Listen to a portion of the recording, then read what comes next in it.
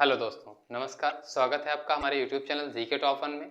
दोस्तों, आज का टॉपिक हमारा जो है आयुर्वेद नर्सिंग भर्ती 2023 जो 300 वैकेंसी आई हैं उनके ऊपर आज से हम अकॉर्डिंग टू सिलेबस को देखते हुए कौन कौन सी सब्जेक्ट हैं और क्या क्या उसके अंतर्गत पढ़ना है हमें, इन सभी चीज़ों को ध्यान में रखते हुए आज की पहली क्लास हम लोग स्टार्ट कर रहे हैं, जिसका टॉपिक क्या है, जो सब्जेक्ट क्या है, हमारा शारीर सब्जेक्ट है। और इसके अंतर्गत हम सबसे पहले क्या पढ़ेंगे?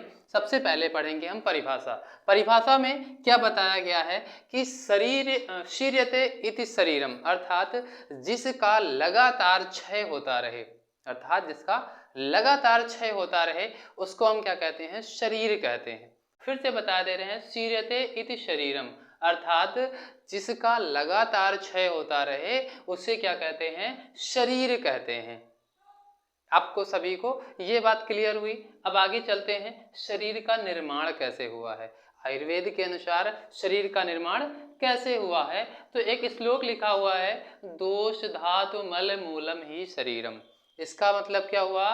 दोष धातु मल मूलम ही शरीरम, अर्थात दोष धातु और मल यही शरीर के मूल हैं। क्या होते हैं? दोष धातु मल, ये तीनों के तीनों जो हैं ये शरीर के मूल पार्ट हैं या मुख्य पार्ट होते हैं।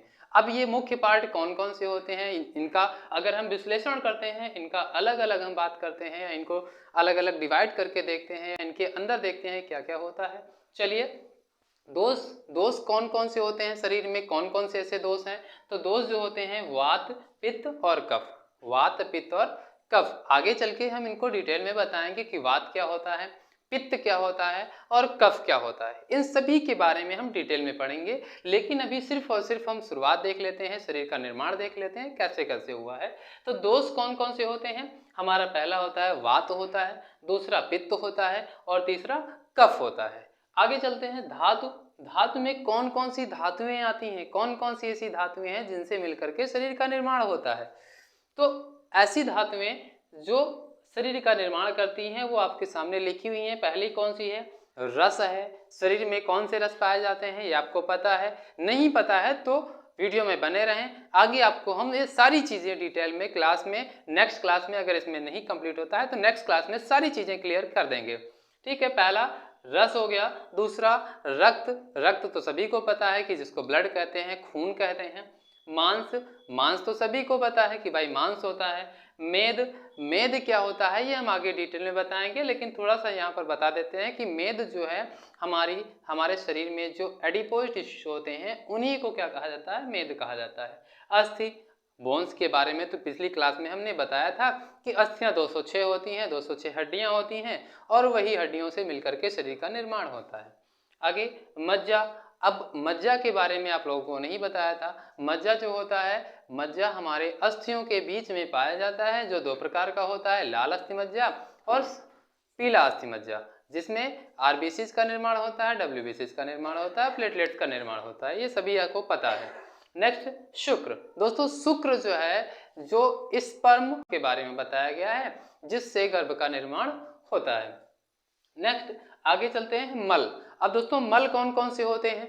मल जो होते हैं, बताया क्या गया है, मल में क्या क्या आता है? मूत्र आता है, मूत्र यानी पेशाब यानी यूरिन। दूसरा पुरीस, पुरीस यानी वेस्ट प्रोडक्ट जिसको हम लोग मल कहते हैं। और श्वेद, श्वेद दोस्तों होता है पसीना। जब ये 13 तत्व आपस में मिलते हैं, कौन कौन से? 3 दोष मिलते हैं। दोष में आपके सामने लिखे हुए हैं, वात, पित्त और कफ। धातु, रस, रक्त, मांस, मेद, अस्थि, मज्जा और शुक्र, ये 7 धातुएं मिलती हैं।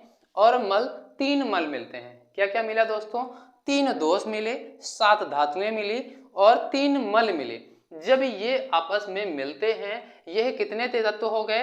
ये टोटल हमारे 13 तत्व हो गए। कितने? 13 तत्व हो गए। इन 13 तत्वों के मिलने से क्या बनता है? शरीर का निर्माण होता है। जब ये 13 तत्व आपस में एक साम्य अवस्था में मिलते हैं, अर्थात समान अवस्था में मिलते हैं, यानी कि जितना हमारे शरीर में उनकी आवश्यकता होती है उसी के अनुरूप मिलते हैं, उसी के अनुसार जब हमारे शरीर में ये मिलते हैं तभी हमारे स्वस्थ शरीर का निर्माण होता है। अब आगे चलते हैं, आचार्य सुश्रुत ने क्या बताया है? आचार्य सुश्रुत ने शरीर के निर्माण में कुछ चीजें बताई हैं। उन्होंने क्या बताया? शुक्र और शोणित की आत्मा। शुक्र और शोणित क्या होता है दोस्तों? शुक्र यानी स्पर्म, शोणित यानी कि ओवम, ये दोनों जब आपस में मिलते हैं 8 प्रकार की प्रकृति मिलती है, यानी एनवायरनमेंट मिलता है, वातावरण मिलता है, और 16 प्रकार के विचार यानी कि मस्तिष्क में जो उठने वाले विचार मिलते हैं गर्भाशय में मिलने पर, यानी कि इन सभी के गर्भाशय यानी कि यूट्रस होता है, जिसको गर्भाशय कहा जाता है, यूट्रस कहा जाता है, उसमें जब ये सब मिलते हैं तब क्या होता है? एक गर्भ का निर्माण होता है। एक दोस्तों, ये हमारा गर्भ निर्माण हो गया। अब गर्भ निर्माण तो हुआ, उसके बाद क्या होता है? जो पंच महाभूत होते हैं, आपने पढ़ा होगा, चित जल पावक गगन समीरा, पंच तत्व मिल बना शरीरा। तो दोस्तों, पंच महाभूत किसे कहते हैं? यानी कि आकाश, पृथ्वी, अग्नि, वायु और जल, इन पांचों तत्वों के मिलने के परिणाम स्वरूप शरीर का निर्माण होता है। तो दोस्तों, शुक्र और शोणित की आत्मा, 8 प्रकार की प्रकृति, 16 प्रकार के विचार, और जब ये सभी के सभी कहाँ मिलते हैं? गर्भाशय में मिलते हैं, तो गर्भ का निर्माण होता है। और जब गर्भ का निर्माण होता है तब क्या क्या मिलता है? पृथ्वी, आकाश, अग्नि, वायु और जल। जब इन पांचों तत्वों यानी पंच महाभूतों का, जब पंच महाभूत मिलते हैं तब क्या बनता है? व्यक्ति के शरीर का निर्माण हो जाता है। दोस्तों, ये थी शरीर के निर्माण के बारे में कुछ जानकारी। दोस्तों, मिलते हैं अगले वीडियो में, तब तक के लिए नमस्कार, जय हिंद।